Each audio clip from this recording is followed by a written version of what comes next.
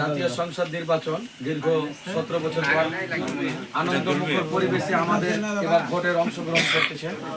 এবারের ভোটে যে ইলেকশন যে হচ্ছে, এই ইলেকশনের জন্য আমরা মূলত আপনাদের কাছে এসেছি।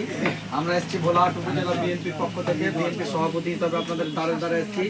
আমাদের তারেক রহমানের ক্লিয়ার মেসেজ বা কথা বা বার্তা যে প্রত্যেকটা ভোটারের কাছে আপনাদেরকে পৌঁছাতে হবে।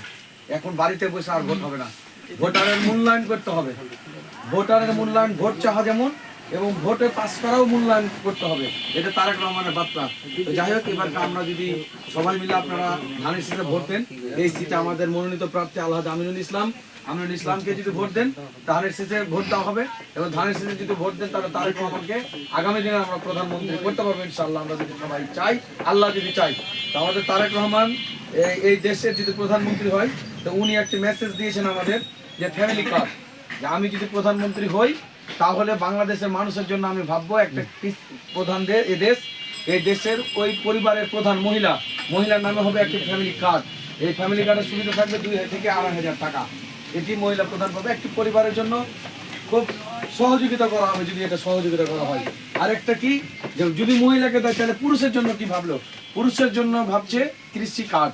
এটা কিন্তু নমুনা কার্ড, কৃষক কার্ড। এই কৃষি কার্ডের সুবিধা কি হবে দেখেন, যে আমাদের দেখি না যে এখন কার্ড আছে বিভিন্ন, কিন্তু এই কৃষি কার্ডে আপনার তথ্য থাকবে, আপনার জমি, আপনি কি পাবেন, আপনি কি ভর্তুকি পাবেন, এই তথ্যটা কিন্তু আপনার মধ্যে থাকবে, আপনার পুরো বায়োডাটা থাকবে। তো এই কৃষি কার্ডটা কে পাবে?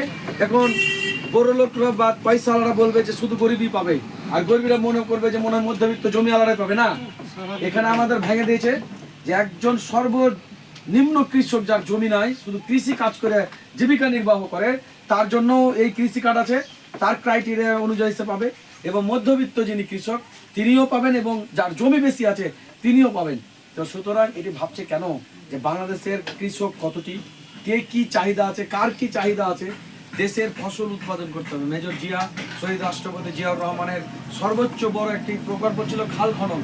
এই খাল খনন কর্মসূচিও উনি নিয়ে এসছেন, যে আমি যদি প্রধানমন্ত্রী হয় তারেক রহমানের কথা, তাহলে আমি মানুষের জন্য খাল খনন কর্মসূচি করব।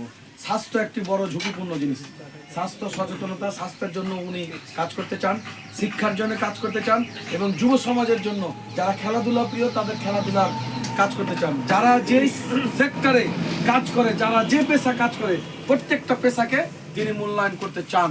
তো আমরা আপনাদের কাছে অনুরোধ রেখে গেলাম ভোলাহাটবাসীর পক্ষ থেকে, বিএনপির পক্ষ থেকে, যে আপনারা দেখেন ধানের শীষে একটা করে ভোট দিয়েন ইনশাআল্লাহ। 17 বছর পূর্বে খালেদা জিয়ার আমল দেখেছেন আপনারা, জিয়াউর রহমানের আমল যারা যারা দেখেছেন বা শাসনের কথা শুনেছেন, এবার তারেক রহমানকে ভোট দেন ইনশাআল্লাহ।